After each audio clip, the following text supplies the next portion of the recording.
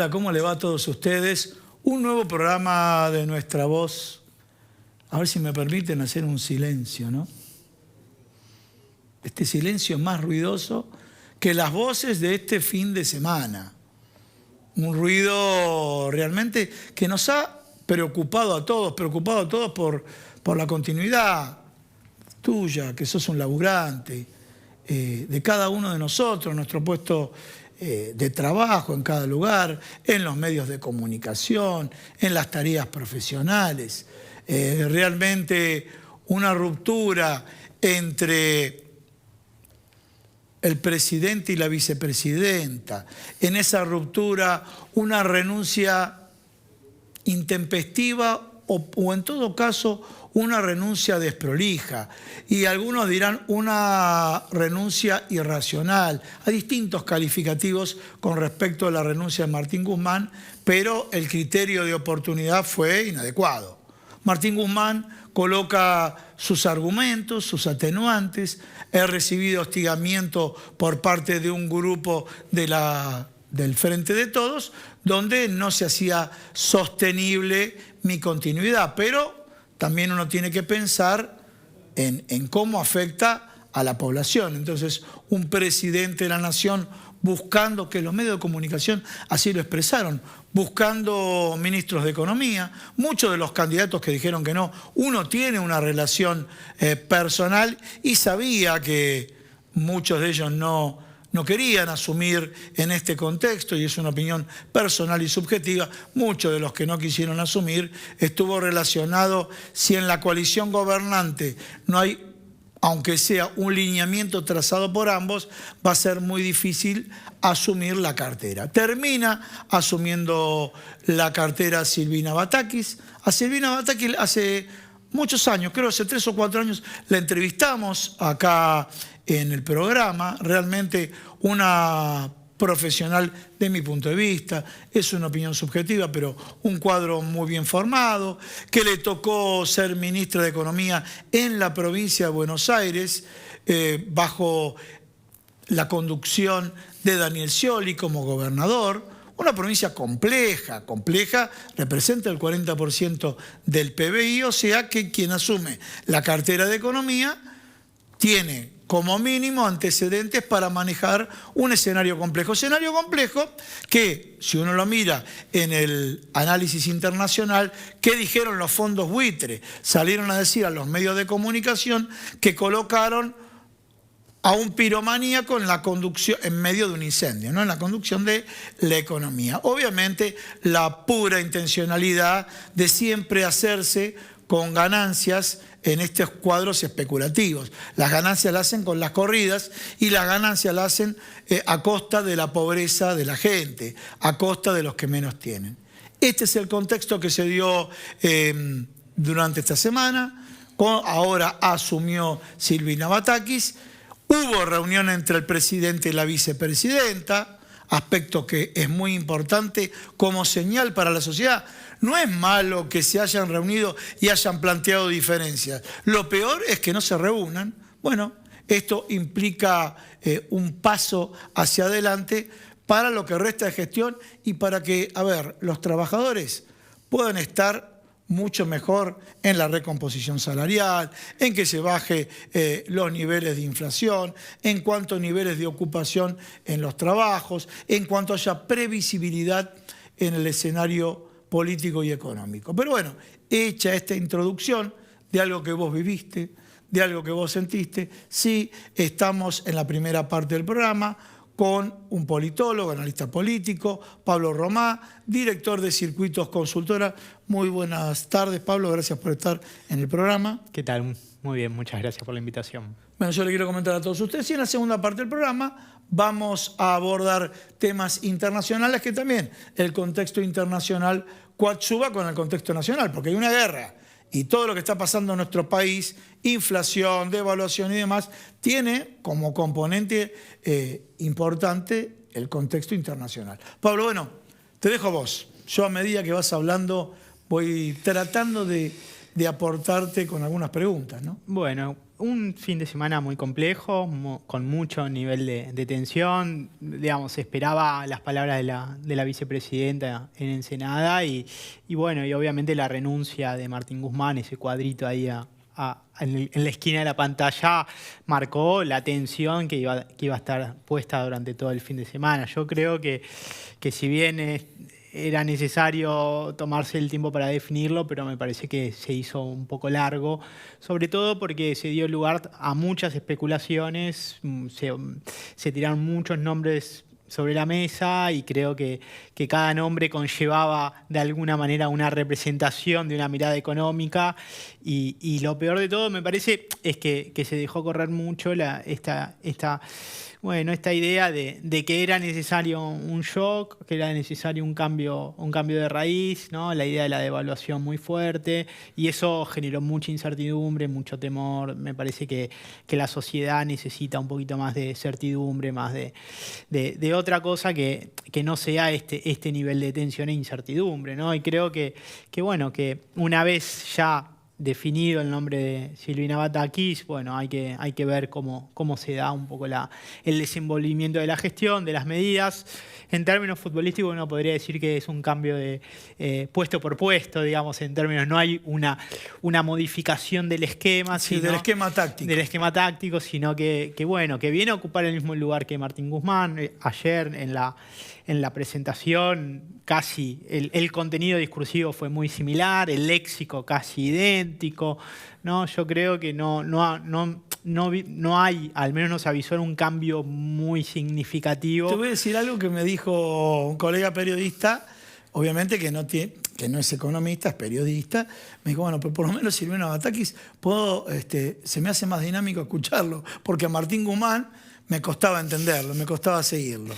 Bueno, sí, yo creo que por eso digo, es un cambio en términos de lo que implica, bueno, la figura de Ahí estamos viendo Silvina las Batakis. imágenes. Bueno, hablando de las imágenes, ¿podemos ponerlo a pleno? Asistió muchísima gente, ¿no es cierto? Fue muy breve, pero estamos viendo varios dirigentes gremiales, Hugo y Pablo Moyano, Bolingeri, bueno, distintos referentes de la CGT y del sindicalismo, también referentes del sector empresario, políticos, también algunos que responden a Alberto Fernández, otros que responden a Cristina Fernández de Kirchner. Estamos viendo ahí al jefe de gabinete Juan Mansur y demás. ¿Qué lectura podés hacer, de este nombramiento?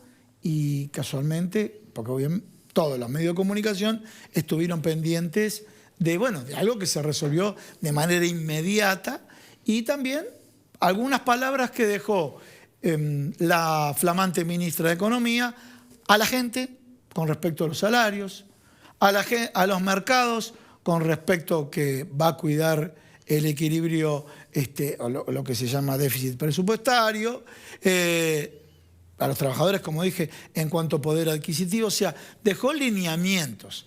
Llevarlo a la práctica tiene sus complejidades, ¿no? Sí, uno podría decir que los dos ejes de discusión de la disputa interna tienen que ver con la orientación del modelo económico y con el nivel de intervención que pueda llegar a tener el Estado. Yo creo que en términos del rumbo no hay una gran modificación. Ahora, me parece que sí se espera que Silvina Batakis pueda tener un rol más activo a la hora de resolver determinadas cuestiones. Yo creo que la cuestión de la inflación, algo que venimos marcando todos los meses, todas las semanas, es el problema principal. Yo creo que después la cuestión de los salarios, si bien hay paritarias, eso se está moviendo, y también hay conflicto salarial, pero el principal problema es que todo lo que viene por aumento se lo termina llevando la inflación, digamos, y me parece que ahí habrá que ver si Silvina Batakis tiene la decisión política de intervenir más en nombre del Estado para poder regular, poder controlar, no solamente pensando en términos de control de precios, que es algo que en general no funciona, ella creo que en una de las declaraciones lo plantea, pero sí tratar de ir a un poquito más al fondo del problema, ¿no? Sí. Sirve como anclaje, pero no como referencia, pero no para controlar la inflación. Ya lo hemos visto a lo largo de la historia. Sirve por corto tiempo y el control de precios ya viene prolongado desde que asumió este gobierno, así que pierde efectividad. Cuando la medida ya es conocida, pierde efectividad. Bueno, ¿y cómo ves? Se reunieron el presidente y la vicepresidenta. Yo hice un comentario, no sé si compartís o no. Como señal, aunque no coincidan, pero que se reúnan, es más importante que el hecho que a través de actos públicos uno le manda un mensaje al otro. Totalmente, coincido. Yo creo que, mira, a mí me parece que el acto ese en Tecnópolis de los 100 años de YPF había sido una expresión muy importante te diría que para ambos. Me parece que más allá de las críticas y cierta chicana, digo, esa imagen de los dos más distendidos, yo creo que era muy importante, que daba una señal importante. Bueno, eso duró 12, 14 horas después de...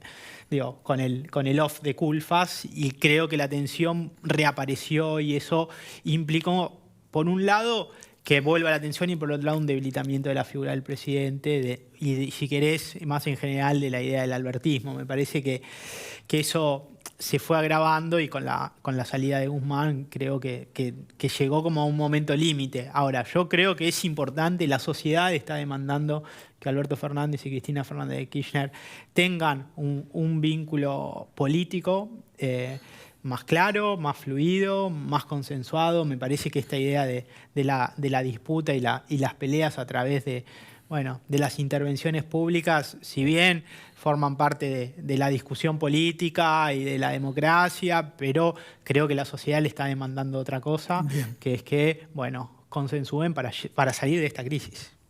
Bien, bien. Y consensuar para salir de la crisis. El escenario, ¿cómo está la oposición ahí parada? Porque la oposición como que tanto no festejó, como diciendo, nosotros tenemos muchas diferencias internas, no estamos todavía para gobernar en este instante. ¿Lo ves así o no lo ves así? Sí, yo creo que es algo que se discutía ya desde hace un tiempo atrás, digamos, ¿no? La oposición exigiéndole de alguna manera a Alberto Fernández que haga el trabajo sucio. Por eso te decía lo de la idea de la devaluación, sí, la idea del cambio drástico, digamos, ¿no? Sí. Que parecía más un mensaje y una demanda de los sectores concentrados, del poder concentrado y de algunos sectores de la oposición, digamos, no necesariamente la oposición política, pues también la oposición económica, digamos, ¿no? Entonces me parece que en ese sentido, por eso te decía que el tiempo fue un poco largo, pero por esa dinámica, digamos, ¿no? Entonces yo creo que la oposición hoy tampoco está en muchas condiciones de plantear cuál sería la alternativa de salida de esta crisis. Bien, ya estaba planteado, digamos, ¿no? Clarísimo. Profundizar el refinanciamiento vía mercado interno, lo dijo María Eugenia Vidal en los debates de la elección del año pasado, digamos. Clarísimo. ¿No?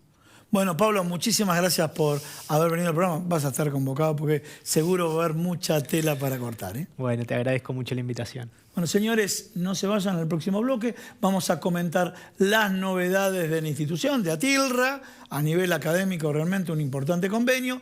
Y también como cierre vamos a estar con Hernán Villar, nos va a comentar qué es lo que pasa en Europa, la relación del euro con el dólar y todo esto tiene impacto económico en todo el mundo y principalmente cómo impacta en nuestro país. En instantes, acá, en Nuestra Voz.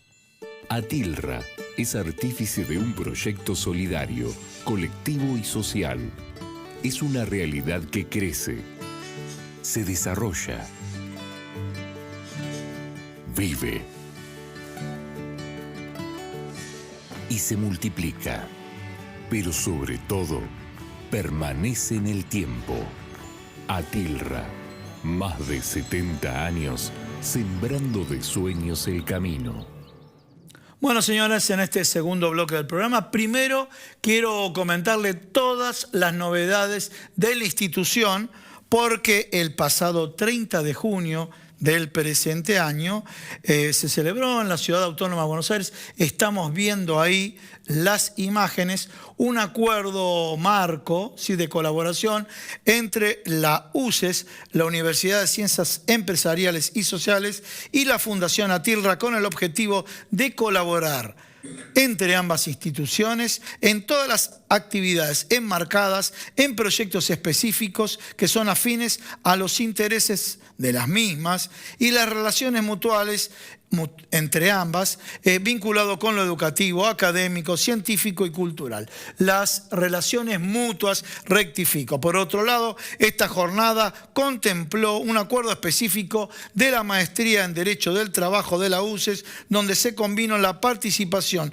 del sindicato del cursado en el posgrado, como también la incorporación del Encuentro Internacional de Derecho Laboral a realizarse en el mes de noviembre del presente año en el Centro Educativo Tecnológico de Atilra, en la ciudad de Sunchales. Y ahora sí, volvemos a Capizo y sí, como lo permite la tecnología, nos comunicamos en directo, vía Zoom, con Hernán Villar, analista internacional. Hernán Villar, ¿cómo te va? Muy buenas tardes. ¿Qué tal? Buenas tardes, Gustavo. ¿Cómo estás? Bueno, contanos un poco, Hernán. Ucrania, escenario complejo, parece que esta guerra no tiene fin.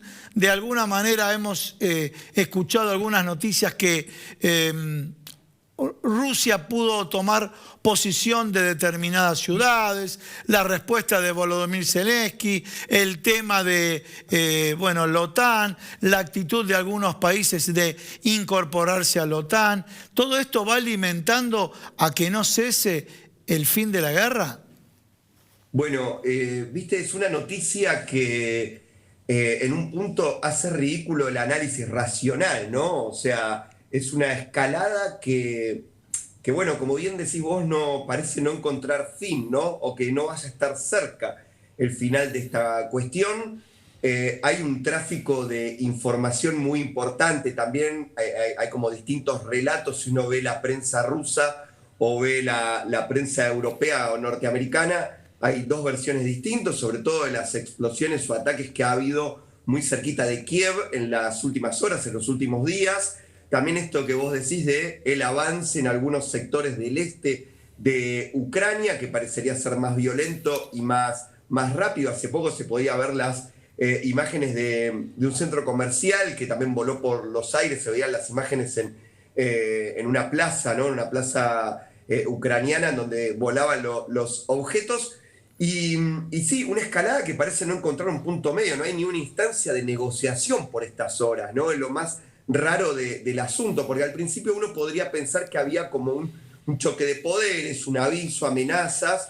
Sin embargo, a esta hora podríamos pensar que el conflicto está estancado, y muy bien decís que encima se han polarizado también las posturas por parte de algunos de los países de la Unión Europea, entre ellos Finlandia y Suecia, que acaban de firmar la adhesión para que en muy poco tiempo, se sumen a la Organización del Tratado del Atlántico Norte, a la OTAN, ¿no?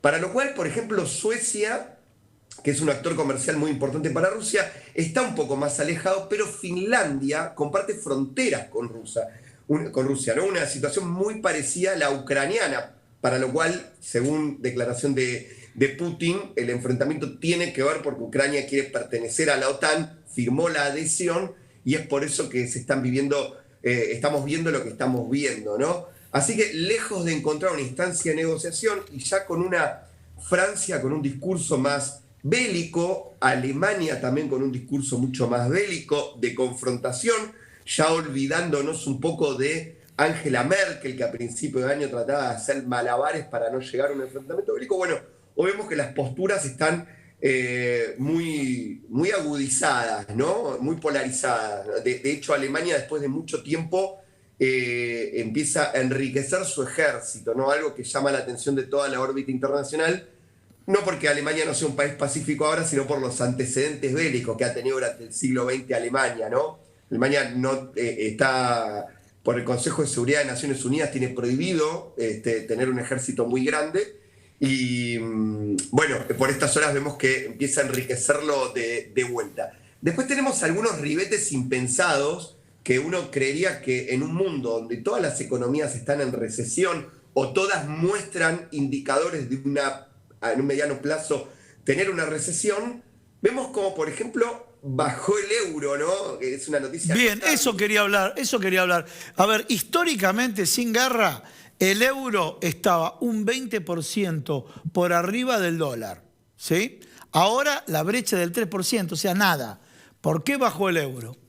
Bueno, una de las razones, ¿no? Es multidimensional y vos sos economista, lo vas a saber explicar seguro mejor que yo, pero sin dudas que tiene que ver con el conflicto con Ucrania, ¿no? Esta nueva posición que tiene ante el mundo Rusia. También acá empieza a jugar un poco, porque el que quedó fuera de lugar acá es la libra esterlina, por ejemplo, ¿no? Que el Brexit se llevó adelante. Por haber salido Inglaterra de la Unión Europea. Claro, pero en las economías o en los tratados que tiene con el viejo continente, digo, la isla británica, con la Europa continental, empieza a tener mucha más asimetría, ¿no? Empieza a ser mucho más costoso negociar con los ingleses, ¿no? Y por el otro lado también vemos que los Estados Unidos tienen indicadores de inflación como hacía muchos años que no mostraba, para lo cual la caída del euro es mucho más profunda, que no solo se alcanza al dólar, sino que se hunde de alguna manera con el dólar, ¿no? Si uno quiere explicarlo acá en la Argentina, que el dólar está perdiendo valor en el mundo, es como un poco increíble, ¿no? Nosotros acá en la Argentina tenemos la capacidad de moldear nuestra concepción de la economía, pero ahí vemos cómo, por ejemplo, si uno repasa el rublo o la moneda de los chinos, tanto la de los rusos como la de los chinos, permanece con cierta estabilidad, algo que venimos hablando que, ojo con el conflicto ruso, en donde se está jugando un poco la hegemonía en términos de intercambios internacionales, ¿no? Si bien el Banco Central Europeo tiene resortes como para sacar adelante la crisis, y me parece que, según distintas lecturas que uno pueda hacer del ámbito internacional, parecería ser que va a haber un rebote en algún momento y se van a volver a recuperar.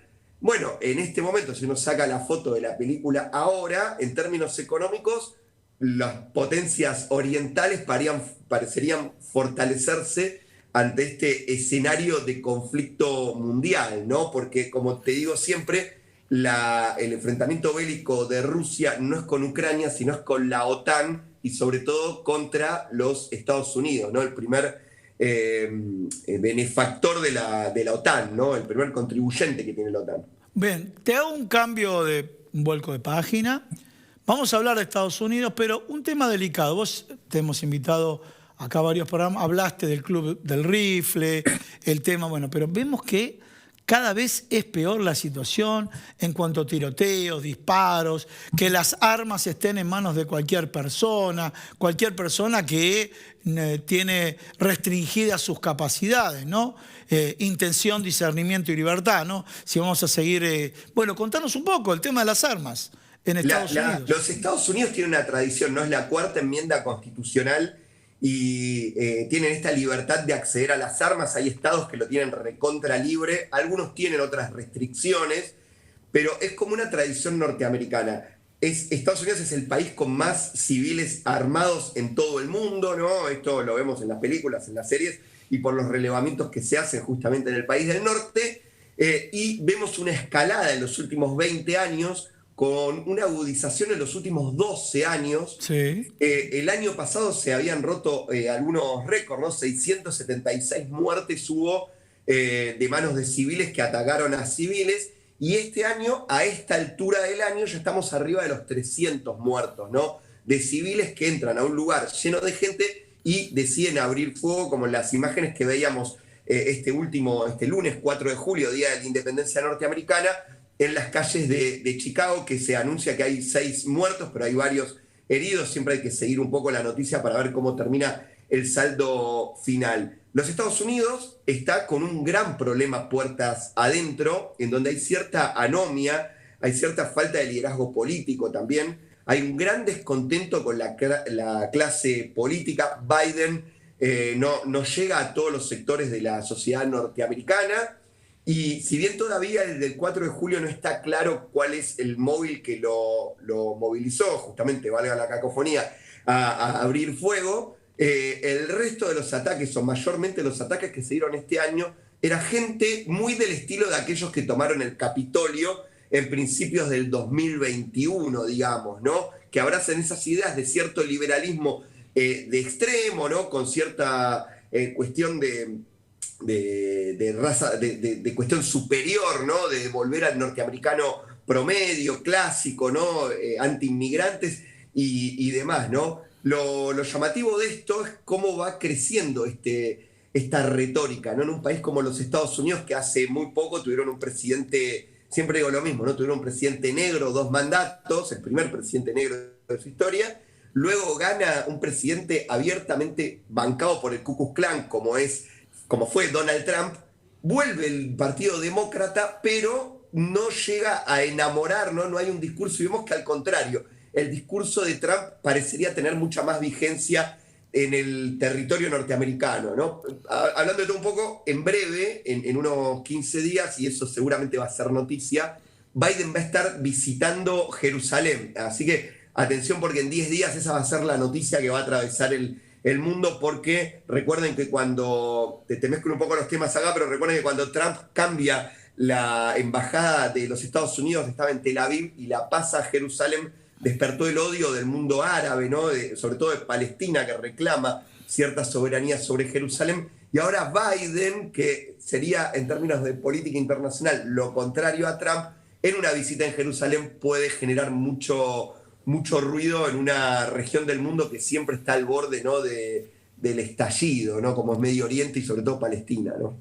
Hernán, completísimo el informe, muchísimas gracias y espero que te recuperes. Has salido por Zoom por cuestiones de salud. Estoy con la voz tomada, ¿no? Estoy así pasando el invierno complicado, pero bueno, gracias a vos por la invitación, Gustavo. Bueno, estuvo con nosotros Hernán Villar. Yo me despido de todos ustedes. Nos vemos la semana que viene, todos los días jueves, acá en Nuestra Voz. Y no se pierdan los días sábados la edición especial de Nuestra Voz. Chau, hasta la semana que viene.